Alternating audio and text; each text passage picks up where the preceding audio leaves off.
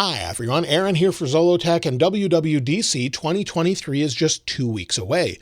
We're expecting to see iOS 17, a new Apple headset, and much more. And this past week we had a bunch of releases, and there's also news about the upcoming iPhone 15 and much more. This is your news update for the week of May 22nd, 2023. Now, if you're someone that uses Apple Fitness Plus or you don't, at this point there's over 4,000 workouts. This isn't that old of a service, and there's over 4,000 different things, everything from meditation, you'll see time to run, and much more. It seems like they add something new every single week, and they announced over 4,000 different workouts. So if you haven't tried it out, be sure to check it out if you're interested. My family uses it, and I know many others do as well. Now, iOS 16.5 released this past week, and it seems it has an issue, and I wanted to make you aware of it just in case you haven't updated yet and something's critical to you. In particular, the Lightning to USB 3 adapter no longer works. I mentioned this in another video, but just wanted to make sure you were aware if you hadn't heard this. So if you haven't updated yet and you use this adapter regularly, I would wait for Apple to fix this with a future update. It makes me think we could see an iOS 16.5.1 soon to address this as far as that overall issue. It's a big issue for some people. iOS 16.5 also has a ton of security updates in it which weren't available at the time of the video last week. And on Apple's security website, if we scroll down, you can see all of the different security updates, and this time around there's a ton of them. There's 39 different updates as far as security updates go. Apple patches this regularly, and of course those rapid security responses can patch these on top of different things as well. But at this point, if you don't need that adapter, I would probably update just because of these alone. There's tons of different updates as far as security, so it's really worth upgrading as far as that goes, unless you need that adapter. Also, there's one other odd bug that seems to be unrelated to the update, and that has to do with messaging someone on Android. With some users, a conversation can result in non-iMessage text to actually add an extra plus character. That would be at the start of the number and results in the messages not working properly. So if maybe you're texting someone that has Android, it's not working properly, that may be why. Some people have said they can fix this by going into settings and then going into general and then reset. Under transfer or reset, they reset different network settings. So if you go in here and reset your network settings, that seems to resolve this for some people, but for others, it's not resolving anything. So I just want to make you aware of that as well. Some odd bugs. And again, I think 16.5.1 may be sooner than we realize. That also goes along with watchOS 9.5. Some recent users have said that watchOS 9.5, some people have messaged me as well with this, adds sort of a green tint on their display. It's not all Apple Watches, but some of them, specifically on the notification center and control panel here, actually see green tint like we've had on different iPhones in the past. So Apple will need to patch that, again, maybe in watchOS 9.5.1 or a future update. But either way, there's a few unexpected bugs this time around that we've heard about after it's been out for a few days. Now, this past week, we had a lot of updates with not just iOS 16.5, but iOS 15.7.6, 16.6 betas, and more. But one thing you may have missed is Apple actually updated their support app. The Apple support app, if we go into it, I'm not sure I have it on my main screen, but let's just search for support. And you can see Apple's support app has an all-new interface once it loads here. So they've redone the interface, made it easier to find different locations that can help you around the area that you live in. And this is all around the world as well, and they have activity as well. It's just been redone and has more information in it, so it's a really nice update here. You can see your account in the upper right as well. Now, if you were having issues with Apple TV or Apple Music this past Thursday, it wasn't just you. Apparently, it was down around 8 p.m. Eastern Time, and Apple actually never seemed to update their status website with an issue, but many reported it. It was repaired not too long after, but if you were listening to music and it stopped working or you were having issues, I just wanted to make you aware that it wasn't you. Many people had that issue.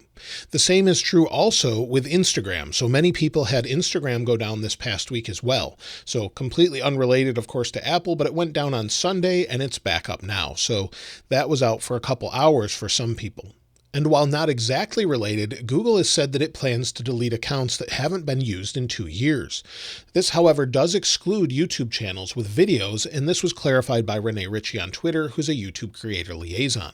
If you have a channel with videos that have been there for a few years, you haven't logged in, they shouldn't get rid of those. However, if you have an inactive Google account, they do plan to get rid of those. So maybe just log into that if you have an old YouTube channel and you want to make sure those videos stay there. They have no plans on getting rid of them, and they've updated their documentation to show that, but I just wanted to make you aware. Now, Apple has published its first ever App Store Transparency Report. This was part of an agreement in 2021 with a lawsuit, and under a settlement, Apple actually agreed to provide transparency with the App Store. In the report, Apple actually details on the App Store, which has over 1.7 million total apps, and they also rejected 1.6 million different apps as well. But they approved some after they actually had developers correct the issues they cited. And you can see the report. It's a PDF, goes into more information, and I'll link it in the description, but it's great to see how many apps there are, what customers there are, and much, much more. Now, Apple's been talking about AI quite a bit, and they've started to hire different people for that. Apple recently posted 28 new positions specifically related to AI. Hopefully this leads to a better Siri overall and maybe some different future things we're not thinking about that are coming to future versions of iOS. But either way, there's positions open now, and I'm sure they have a lot of people working on this. Now, a lot of people have asked me about this case that's in my videos, and this is from Casecoo, who's today's video sponsor. This is the Casecoo Magic Stand case. It comes in clear, space black, and there are new clear purple and clear black cases too. It's a protective case that adds grip and looks great, and it also has raised bezels around the screen and camera, but also has a hidden stand built in. The stand allows for a 40 to 120 degree angle and has a magnet in the ring of the stand that supports MagSafe accessories and charging. If you're in the USA, Japan, Germany, or the UK, you can pay with a new service called Klarna, which will let you try the case for a few days before paying and will give you 14 days to return it if you decide not to keep it. I'll link the case in the description along with a discount code so you can try it out. Now, if you're looking for deals not just on cases, but also other Apple products, Apple has the AirPods Pro 2 marked down on Amazon, sold directly from Apple, and we're seeing the lowest price on Apple Pencil ever at $85, sold from Apple directly on Amazon. Also, Apple Watch Ultra is down to about $702 or $701.99, and iPad Air is also $100 off. So I'll link all of those in the description if you want to check those out. Now, this upcoming week, we're expecting as soon as tomorrow, Final Cut Pro and Logic Pro on iPad. This is something I've been wanting for a very long time, and it's now available, or will be, in a day or so. $4.99 a month is what the price is, or $50 a year, and some people are upset about that, but I think it's well worth it if it can do everything the regular Final Cut Pro can. So I'll be checking this out. It does have a 1-month trial, according to Apple, so I'll be checking it out, seeing what it's capable of, and I can't wait to use this on the go. It is limited to M1 and M2 iPads. As far as Final Cut, Logic Pro has some different requirements as well, but be sure to check that out.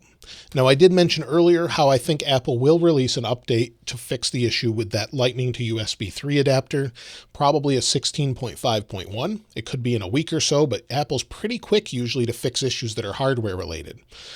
Also, that issue with watchOS, I think watchOS 9.5.1 makes sense. It could be a week, could be a few days, we don't really know. Of course, last Friday we had iOS 16.6 Beta 1. That makes me think we'll have another beta, probably Beta 2, in a couple weeks. The week before WWDC is what I'm thinking, but Apple can change this. They could release it sooner, but usually with earlier betas, it's a 2-week time frame, every couple of weeks. Now, WWDC is just 2 weeks away from today, and while we're expecting to see iOS 17, the new Apple headset, new MacBooks, and more, those developers and press attending will actually have some special viewing events to attend. So on June 5th, when we have WWDC and all of the different updates, if you're there, you'll be able to tour Apple's Ring campus, and there will be longer developer sessions this time around, along with evening activity, as things have been back to normal this year finally. So if you're going to that, I'd love to hear from you in the comments below, and I'd love to see what you can show as far as that goes if you're actually there. Now, as far as rumors and leaks this week, there's a few things to talk about. The first one has to do with the next iPhone. iPhone 15 Pro Max is said to have different camera layouts than we currently have. Currently, we have the ultra-wide here with the telephoto at the top and the regular camera at the bottom. The top ultra-wide and telephoto are said to switch. giving more room for a periscope zoom on the 15 Pro Max where it would be off to the side. So that's not too big of a deal, but it would make sense as you'd need more room for that sort of camera. Now, Apple continues to diversify its supply chain, and this year it seems Luxshare will take the top status as the manufacturer of iPhone instead of Foxconn, according to Ming-Chi Kuo. This will change going forward as Apple continues to move things around the world with the supply chain, and more the iPhone will be manufactured in places like India, Brazil, and other places. So hopefully that helps with overall demand, making plenty available when it launches in September typically, and we should see more and more of that as Apple changes that up, MacBooks and everything else being manufactured elsewhere. Now, we're also expecting a new MacBook at WWDC. I've talked about this before, and one of my favorite current MacBooks is the MacBook Air 13-inch. Apple is said to launch a MacBook Air 15-inch at WWDC, and we're seeing more and more information that it's ready to go. It's in stock with different manufacturers and just ready to ship to customers. So that's a good sign that we actually have them ready to go, and hopefully there won't be too much of a wait if you're trying to get your hands on one. But I absolutely love this device. I keep it with me everywhere if I need to edit on the go. Of course, the iPad may be able to do that now with Final Cut Pro, but either way, it's one of my favorite devices, and I can't wait to see a 15-inch version. Now, Apple, of course, is still working on that VR headset we're expecting to see at WWDC. Apparently, they're ready to go with that, and a Delaware-based shell company named Deep Dive LLC has filed some trademark applications for different names regarding the OS. We're seeing this more and more. XR Pro OS, which is using the same SF Pro font that Apple uses on their different devices, and they've filed this in Argentina, Turkey, and the Philippines. That was on May 18th, and the same company filed similar trademarks of xROS in the UK, Australia, and New Zealand earlier in May. So Apple's covering all of their bases, xROS, XR Pro OS, and various different variations of that, as well as Reality Pro and much more. I really hope it's Reality OS, as that seems to be a little nicer sort of term than xROS, but either way, we'll see what it comes to when Apple releases it. We're also hearing mixed reports of the headset as to what executives think, and they're a bit concerned apparently or cautious about how well it would be received. That's something I've long thought is what could they do that Oculus or Facebook or Meta hasn't done?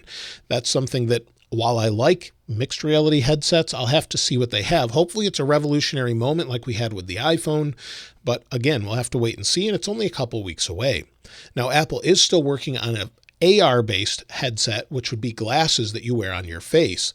However, according to Mark Gurman and others, this seems to be about 4 years away. So that's what Apple originally wanted. You'd put on some glasses similar to Google Glass, but you would be able to use those as augmented reality glasses. But right now, the technology is just not there to make them sort of compact and look good. Hopefully, we'll see that in the next few years. But let me know what you're looking most forward to at WWDC in just a couple weeks. Would it be iOS 17, new hardware, or something else? Let me know in the comments below, and hopefully we'll see a Mac Pro finally, and some other things we weren't expecting. If you'd like to get your hands on this wallpaper, of course, I'll link it in the description like I normally do. And if you haven't subscribed already, please subscribe. And if you enjoyed the video, please give it a like. As always, thanks for watching. This is Aaron. I'll see you next time.